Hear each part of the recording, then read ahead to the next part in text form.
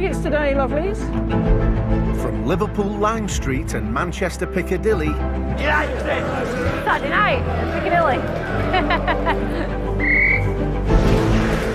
to the smallest stations, the railway is a lifeline for the north of England. Customer satisfaction, that's our destination. But the system is under pressure as never before.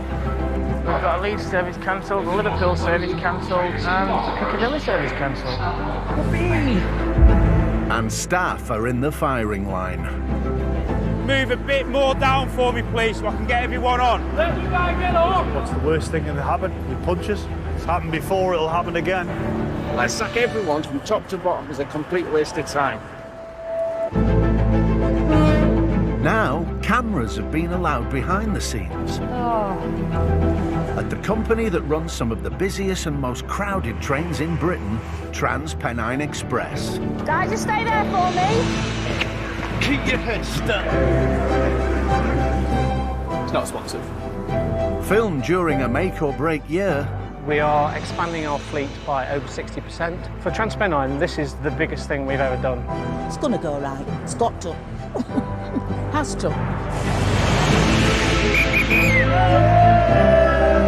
this is the inside story of what it really takes to run a railway. Just with the weather, there's nothing at all moving on Piccadilly. I can confirm the 2 children are on the tracks at the minute. And get the North back on track. We'll deliver for the North.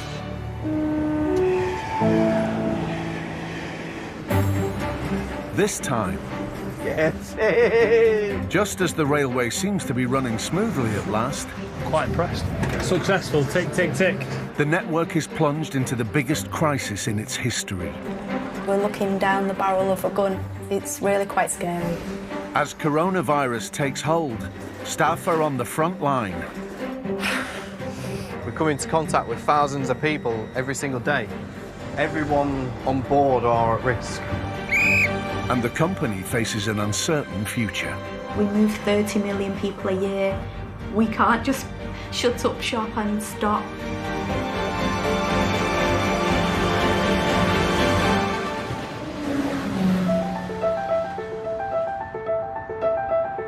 It's the beginning of March. And with the introduction of Transpennine Express's new high-tech fleet of trains, more people than ever are using their services. Fabulous. So much more room, so much quieter. I thought, wow, am I on the right train? 38 of the 44-strong fleet have already been rolled out, and at Manchester Airport, Group Station Manager Billy Vickers has seen the positive impact they've had. Customers really like the new trains, you can see that. Loads of space, nice and bright, big windows. And it's going to leave here in 2 minutes and get them to Leeds or York. Fantastic. Everyone's on the computers and on the laptops.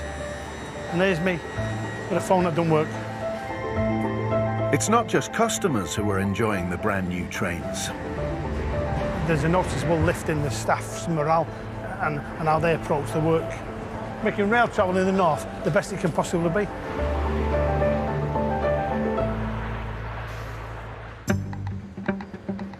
The network has invested £500 million in their new fleet. And after 4 years, project manager Chris Massey is putting one of the final state-of-the-art Nova 3s through its paces. Today is what's known as a fault-free run. It's a process that we go through to try and exercise the train as much as possible, as it would be used in passenger service, to tease out any hidden faults. This train alone cost over £10 million, so they need to make sure it's all systems go before it carries its first passengers. We're going to be going from Manchester all the way up to Carlisle and stopping at some simulated station stops. It's actually the manufacturer's staff who do the actual tests, and we just observe to make sure that it goes well. Engineer Joe Morton is helping Chris check every inch of the train. So basically I'm just doing a walkthrough at the moment, just checking the toilet doors, making sure the toilet systems are working, flushing.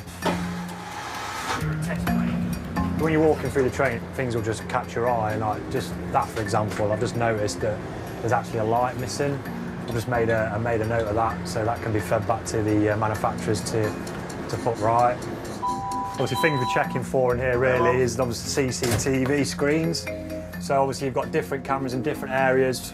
The cameras seem to be aligned pretty well. Yes, obviously this is the catering area. We're just obviously checking that the microwave's open and their magnet keeps them open like that. Obviously these can get quite hot, so they've got these protective covers on them for the catering staff.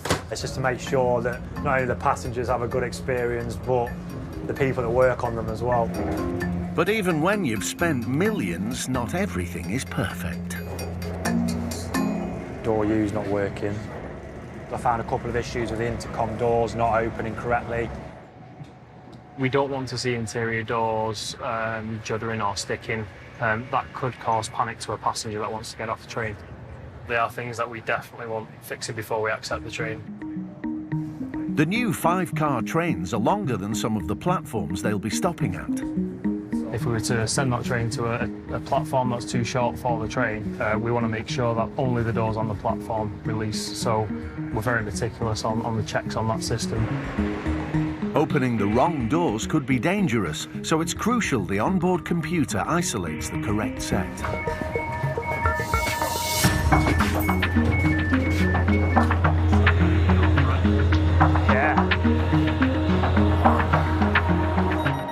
That looks good.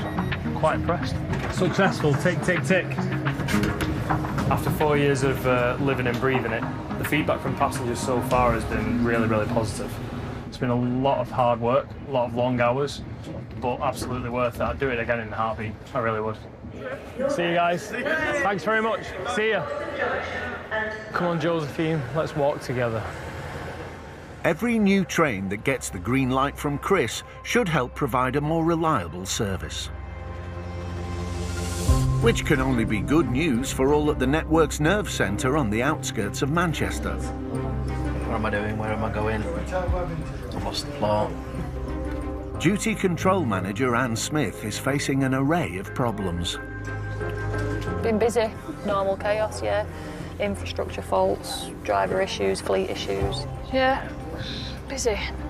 Recurring problems with rolling stock keeps Anne and her team on their toes. Maintenance controller to speak.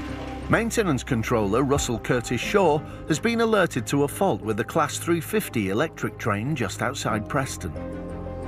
What's the actual fault? It's the compressor.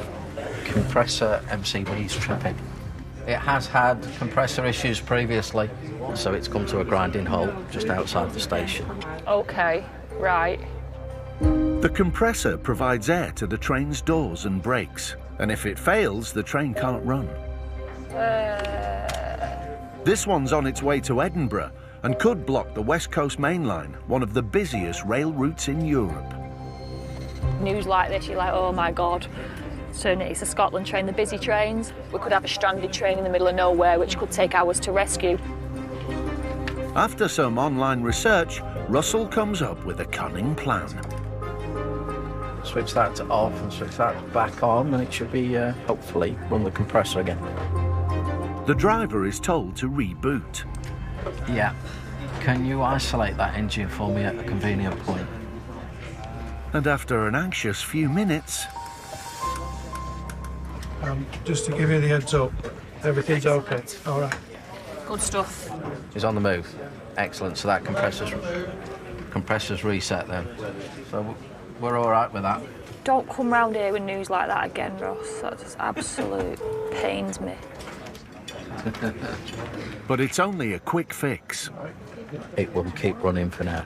If we get to the stage where it keeps on tripping out, then the unit will need rescuing. A disaster has been averted on the West Coast Main Line, but there's worrying news from abroad that could signal a far greater crisis. The UK Foreign Office has advised against all but essential travel to certain regions in Spain after cases in the country increased by almost 50% in 24 hours. A mysterious new virus has started to spread from China to Europe. And at Manchester Airport Station, Billy's already aware of the impact. We've started seeing lots of customers come back from flights early. Some of them are coming home, travelling on the network and then going home to self-isolate.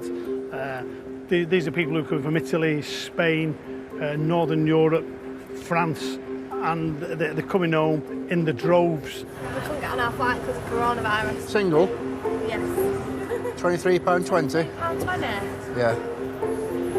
Jesus. Benidorm's been put on lockdown in the last 3 hours, so we've decided not to get on our flight.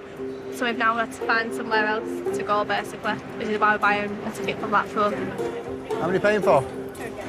Two. £46.40, OK? Spent a fortune trying to go on holiday. Yeah. Trying to enjoy your Henry before she gets married, and it's just gone upside down. The coronavirus, it's all been cancelled. You're heading to Blackpool now, then? Yeah, so we've ended up in Blackpool. Have a good time in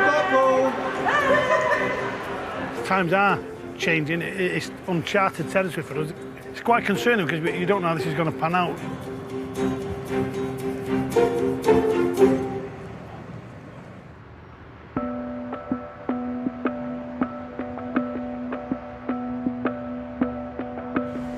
At HQ in Manchester, the bosses, led by Operations Director Paul Watson, call an emergency meeting.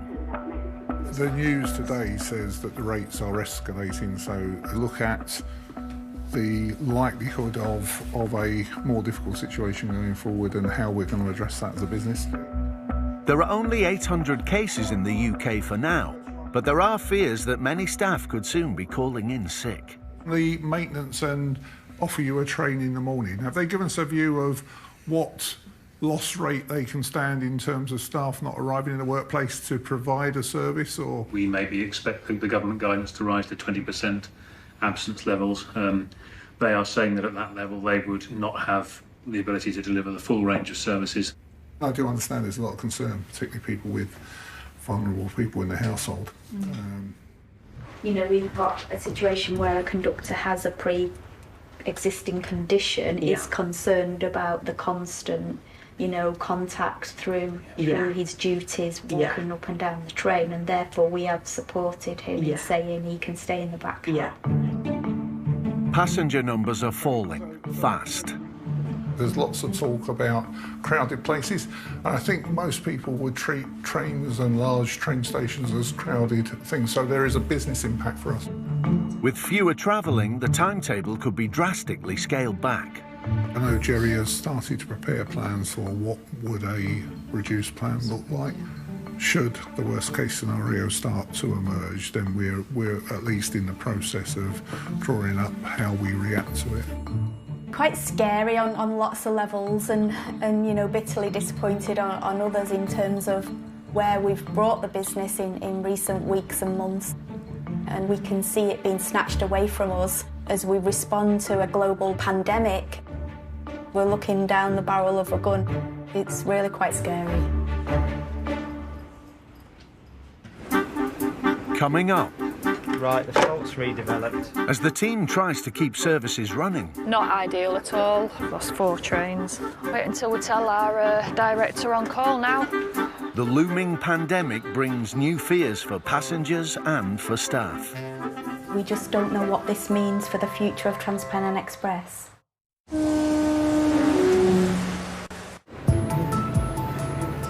The coronavirus crisis is escalating across Europe, but Transpennine Express is trying to keep trains running as normal. And that includes training 87 would-be conductors like Carl Frayne to crew their new fleet of trains. I worked for Royal Mail for 28 years and then went to work with my father-in-law doing industrial decorating. I know my way in and out of a toilet. Let's just say I painted about 1,000 toilets. At 47, he's hoping for a brand new start. I always fancied it. The railway was like my #1 priority. Get a chance at a new career. You know, this time in my life, it's few and far between, isn't it? So, yeah, got to grasp it with both hands. After 14 weeks of training, today's the final hurdle, Carl's on-board assessment. Looking behind, looking forward, opening both doors. A bit nervous, like you are with any test, but you know it's something that I prepared quite a bit for. You know, determined to try and make the best of it, get where I wanted to go. The fate of Carl's new career is in the hands of Jason Ashmore. You've got to be able to take control, keep calm, think on your feet and make sure that the experience is good for the customer. Right, Bob. There's a lot more to the job than just collecting tickets. How would you go about isolating a door? Isolate the doors by turning that. If you're going to lock out a door out of use, who must you inform immediately? Control. Yeah. Who else needs to know? The driver needs to know. Driver, yeah. Welcome aboard this Transpennine Express train to Glasgow Central. Good. Thanks again for travelling Transpennine Express. It's a lot more intense than I thought it'd be. There's a lot more to it. Honestly, God, yeah. There's so much to take in. It's unreal. Carl, what I want you to do at this stop is do the wrist-triggered commentary. So Okay. talk me through what's going through your head and what you're actually doing. Okay? Yep. Check which platform we're approaching. I've already started platform vigilance. Opening local door. Stepping down, 3 points of contact. Signals at aspects showing green. Back on the train. Closing cab door. Continue maintaining platform vigilance. Back and front. DKSO. That was textbook. That was perfect. I like the way that you were confident. I like the way that you use your whistle. It's a good tool to use. Gets people attention, especially people that are running late or trying to get off. But that was textbook. Do that every time like that. Have no problems whatsoever. Get in! Yeah. It's the news Carl was hoping for. I finally got there, so it's the end result of quite a lot of hard and intensive training. Winner, winner, chicken dinner.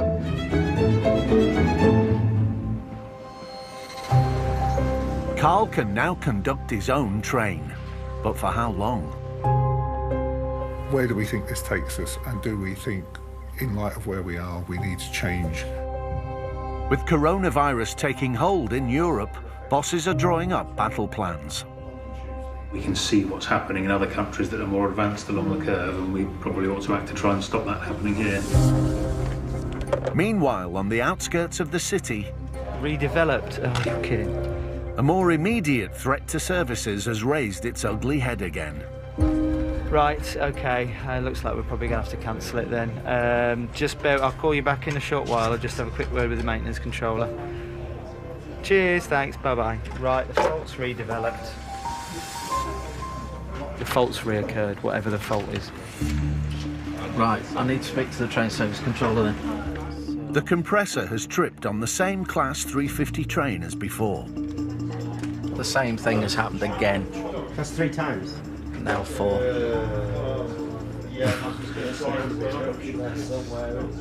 The train has no air to feed its brakes, and this time there's no easy remedy.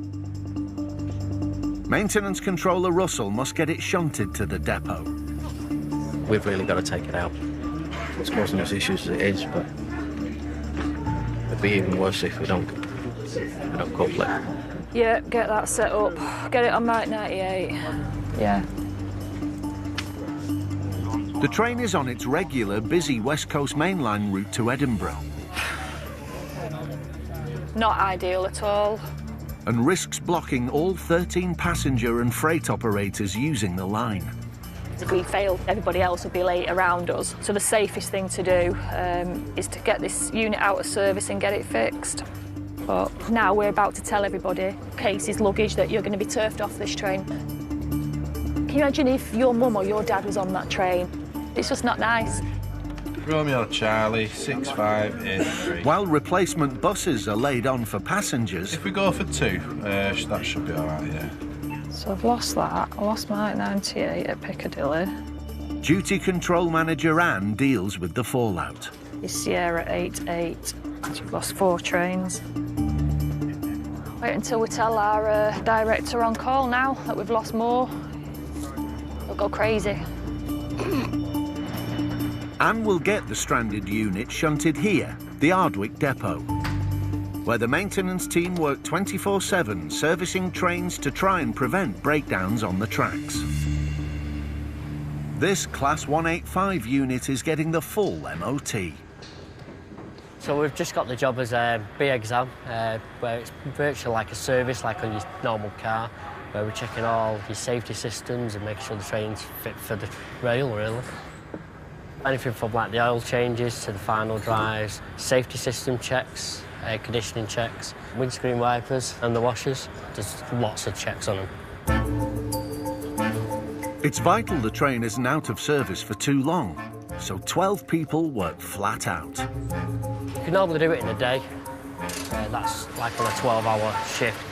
It's a long day. If it doesn't get back out, we can get a penalty against us, so we can get charged off the network for not producing the train on time. The differentials that allow wheels on an axle to rotate at different speeds when cornering get a critical oil change. Must be getting weaker in the old age. If a differential fails, it could be bad. Yeah, you could have a derailment easily. It's exactly the same as an oil change, really, in a car. But this is more high-tech than at your local garage. This oil gets sent to a lab to be tested for evidence of any mechanical faults. They'll just check for if there's any metal in it or any bearings what are collapsing. And sometimes we'll get flagged up that there's a problem with one of them. I think really mainly the samples is what's saving failures. I've been working here now nearly 2 years and we've never had one fail.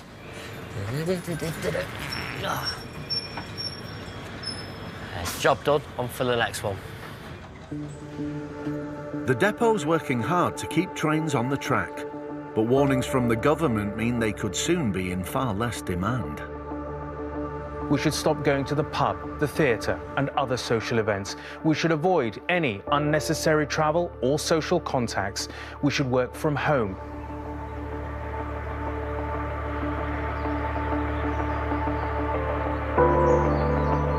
The latest announcement is not good news for the team at HQ in Manchester. It's pretty drastic. People are stopping travelling because they want to stay safe, so it's quite stark. As we sit here today, we just don't know what this means for the future of Transpennine Express. We are a very important service to the community. People rely on us to do the jobs. Doctors, nurses, teachers, other train employees, other train company employees, and we do need to keep them able to get to their place of employment. Keeping passengers and staff safe is Transpennine's #1 priority. Trains get deep cleaned daily, but since the outbreak of the virus, cleaning staff have become the first line of defence against infection. Just sanitising all the hot spots and killing all the virus. We're doing our bit to try and kill as much of it as we can. Scott Brannan and his team have only a short time between trains arriving and pulling out again to swab down every surface. Your tables are obvious, your flush buttons on your toilets, the open and close buttons and all the handrails, we do all that as well because we do have people standing up and holding on to the rails and stuff. It's a critical job, but Scott could soon be running low on cleaning supplies. Maybe a month's worth, I'd say, of equipment left to be able to work at the capacity we're working at. So it can be quite scary because what do you do when you run out? We've had a lot of passengers going through the airport as well. But it's scary because it's worldwide. It's not just like you can maybe go and get away from it because anywhere you go, it's there. It's like a zombie apocalypse, isn't it? Good to go? Yeah, we're good, love, yeah. Just doing anything we can to prevent it. To be honest, I hope we don't shut down or I'll lose work out of it. So.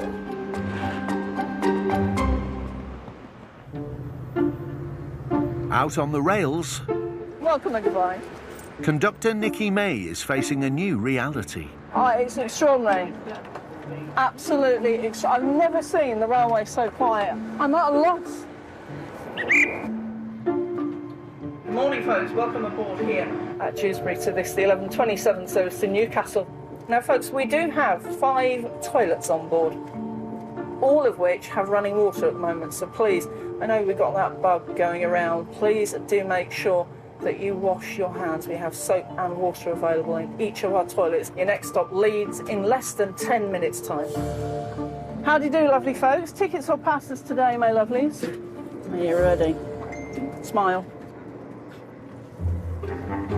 But I think there is fear that conductors are now passing on the coronavirus. Everybody is healthy and well on Transpennine, and if they're not here.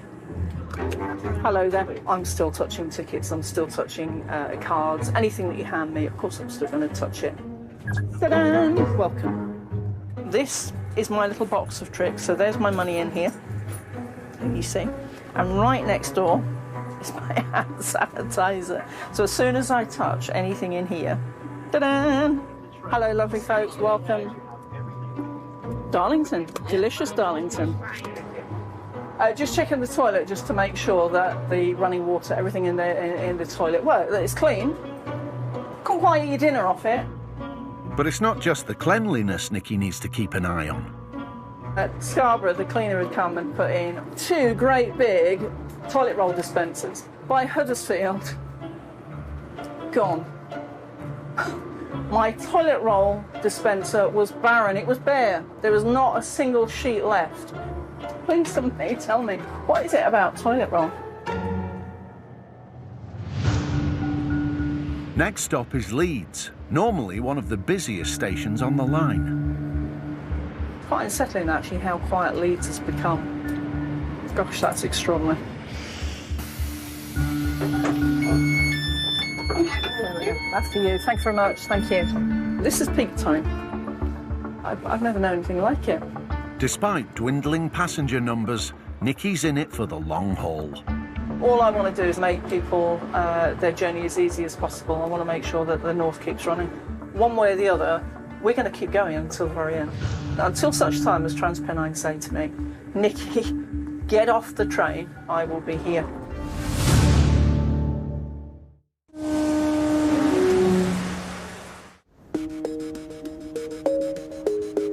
It's mid-March. Passenger numbers are plummeting, but Transpennine staff are still out keeping the railway running. Tickets, past and rail cards from York, please. Conductor Carl Clinkscales is working the York to Newcastle run this afternoon. If you just want to swipe it all for me, sir. So with that one, sir, you booked on a 1707. This is a 1607. This is the same train, Transpennine. It is, but it's not the same time. So what I'll have to do is I'll have to sell you a new ticket to Darlington. Take a hike, disappear. So basically he's booked on the 1707 with an advance purchase ticket and not willing to pay.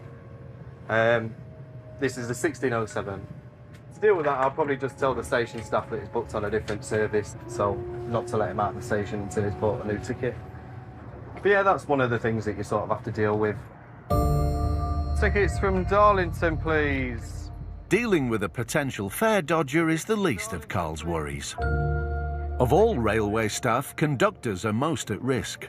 The fact that we still have to carry out our full duties, going down the train, checking tickets and stuff, it is quite worrying. Because we're frontline staff, we essentially can't get away from it. We come into contact with thousands of people every single day. That's great, thank you. Everyone on board are at risk. It's got a 14-day period of incubation, which you could have it and not know about it. You won't have any symptoms for 14 days, and everybody on this train could now have it. If you could have your tickets, passes, rail cards and relevant documents to be ready, as there is going to be a ticket inspection, then that would be greatly appreciated. Carl's concerned he could pass the virus on to his loved ones. My fiancée, who's got type 1 diabetes, she's also been diagnosed with pneumonia before and sepsis. It is frightening, very frightening for them. That's great, thank you, thank you. It's an unsettling time, and as the train heads back to Manchester, Carl learns that a family member has symptoms. He makes a big decision. Good afternoon, ladies and gentlemen. If you could just listen to this announcement, this train will be terminating at York today. This is due to a member of train crew taken ill on the train. Under government guidance, Carl has no choice but to self-isolate immediately. Cash up, go home, and That's it. That's all we can do. I apologise, because obviously it wasn't to be expected, so. But getting off his train at York means passengers must do as well.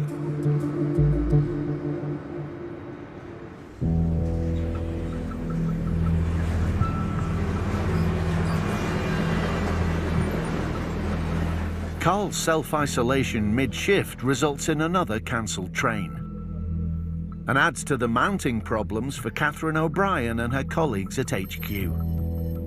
It's a real-life issue that's biting us every day, and we've got to do what we can to keep these services running, keep people moving, because clearly we're a lifeline for a lot of people, but also we've got to support our own people in being able to come to work safely and not worry about what else is going on around them, so it's quite a task. Clearly today will not be a good day for our customers or our colleagues out in the front line, because there will be a number of trains that we can't operate that we've been able to give very little prior warning of. Our core ethos remains the same. It's firstly to keep all our colleagues safe, keep all our customers safe, produce the best customer offer we can in the circumstances. We run 350 trains a day, is our base plan. At the moment we're running circa 300 a day, and that's a reaction to the amount of people that have now self-isolated or gone off with symptoms. And as passenger numbers keep falling, more services may have to be cut. There's been a large downturn in people travelling, and that has stepped up since the social distancing advice that came out a couple of days ago. So that is a challenge for the business because we haven't got that income. We're now facing a very, very serious situation.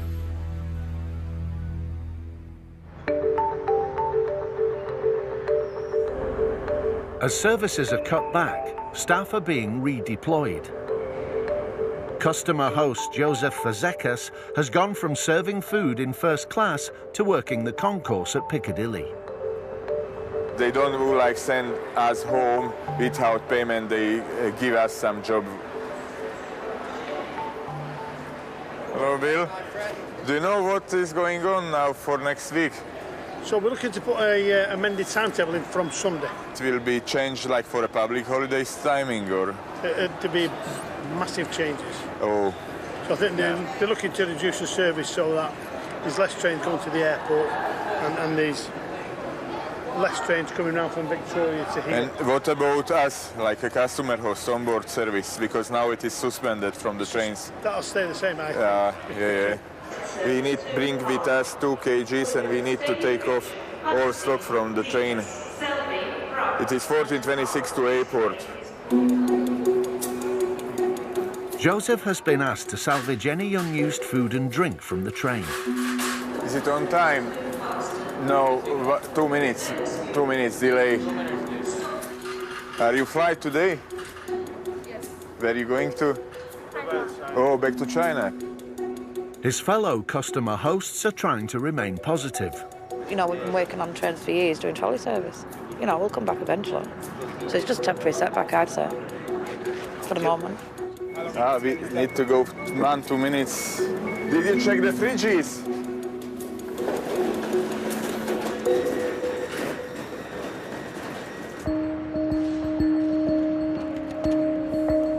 If passenger numbers continue to fall, the government may have to step in to keep services running. There's some tough messaging because we are, you know, by no means even halfway through this, are we? In the space of a week, our revenue is 75% down, yet we have a whole range of fixed costs that we still need to pay. You would have seen in lots and lots of sectors people are going through the same challenge, you know, so from small businesses to really large businesses, the revenue is not being generated at the moment. We move 30 million people a year. We can't just shut up shop and stop. Efforts are now focused on keeping going for the sake of key workers. Until we get into various states of lockdown. At the moment, the important thing, as we said before, key workers being able to move around using our services so the business staying up and running is absolutely central. It's testing everyone's kind of resilience, and we're just coming out of a difficult spot in the business and we've gone straight into a crisis. So understandably, there's a lot of panic. This is unprecedented times for us as individuals, us as a business, and everyone that works for us.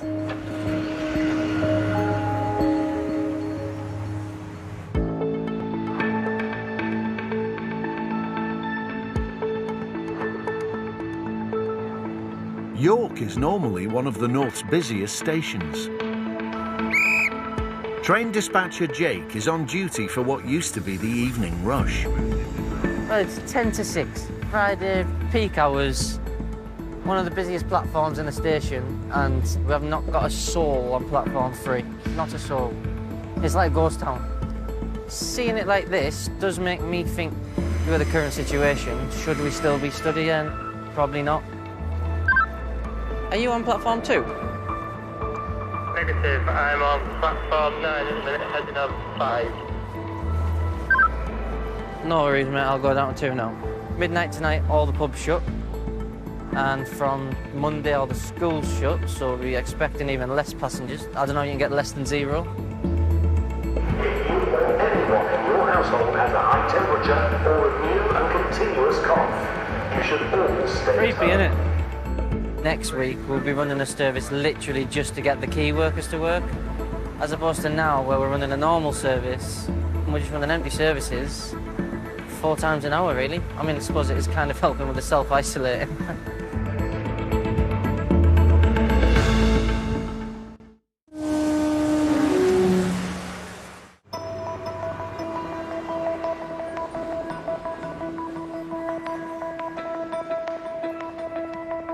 We will beat the coronavirus, and we will beat it together. And therefore, I urge you, at this moment of national emergency, to stay at home, protect our NHS, and save lives. From now on, only a skeleton service will be running on the railway. At Manchester Airport, Group Station Manager Billy Vickers is still working. So, instead of having 16 trains an hour from the airport, we'll have 2 trains an hour. And the airport itself is all but closed down at the moment. He's used to the station dealing with around 14,000 customers a day. It's quite strange. I've been on the railway a long time, and I can remember the days of the 3-day week, 30 odd 40 years ago. I've never known it as quiet as this, but this is a one-off experience in everybody's lifetime. No one's experienced this level of risk, threat and concern ever before. Passenger numbers are down by 95%, and with that, the revenue the railways rely on. But at the last moment, the government has come up with a plan.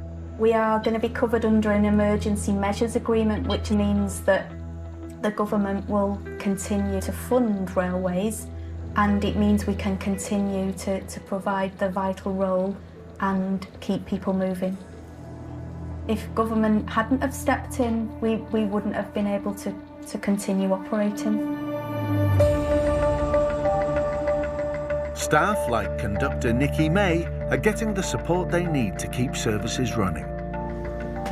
Proud, very proud to work for Transpennine Express. They're trying to look after, you know, frontline staff as best they can in a really difficult situation. They do need us. I think they do appreciate us. I think it's extraordinary now, really, isn't it, how the most important people in this country generally are the lowest paid. I'm wearing my badge proudly today, my undercover superhero. Her train is taking key workers to Manchester this morning. So let's just have a look down the train. There are some people through the train. There are key workers, there are staff as well. But just a quick look through the train. Here we go. That's extraordinary. We've got 2 passengers travelling, regular commuters, and 3 members of staff. So Would I expect it to be busier? Absolutely, I would expect it to be busier. Coming into Mossley, which, you know, I would expect it to have had 1 or 2 people get on, but no, empty. Station before that, empty. I think station before that, 1 person got off. On the outskirts of Manchester, Anne Smith is also still on duty. Since the start of April, we've been running a reduced key worker timetable, which is just over 30% of our booked timetable. It is a privilege at the minute to be able to come to work and be classed as a key worker. For me, it keeps a form of normality in my life. And I am proud. I am proud to be able to come to work and help keep the railway running. Just so we can enable other key workers, more important key workers, to still get to and from work. It's a very strange situation that we're all in. The world has changed, and who knows what's going to happen in the future. Carl Frayne had only just qualified as a conductor when the pandemic struck. Like many frontline workers, he's trying to protect his family during lockdown and keep doing his job. Everything's a bit scary going out to work. Elbows. The main thing I'm missing is the interaction between me and the customer. The banter, the fun, the making the customer smile. There's also the added thing of, you know, we're coming into contact with other people all the time, and what the impact could be if we were to bring it on. But we all want to do the best that we can, and we're doing our bit for the country as a whole.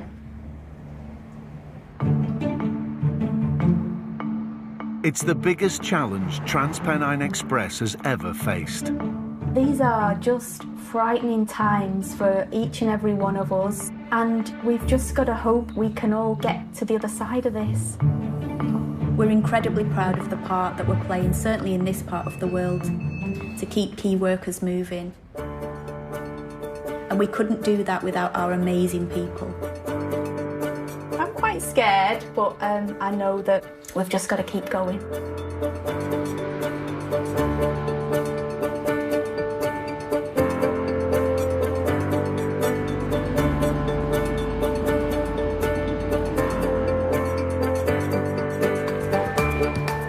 Here we are, we're in a world of social distancing. We've introduced green labels and red labels. That's so we can carry customers safely on these trains. Next 12 months, next 2 years, are going to be very, very challenging for this industry. But we're up for that challenge. At 70 miles long, it's the lifeblood of Liverpool. And no, I don't mean the queue to get Klopp's autograph. Brand new tomorrow at 8, we explore the River Mersey then and now. New after the break, Derbyshire's criminals are on the run and they intend to stay that way unless the traffic cops can round them up. Next.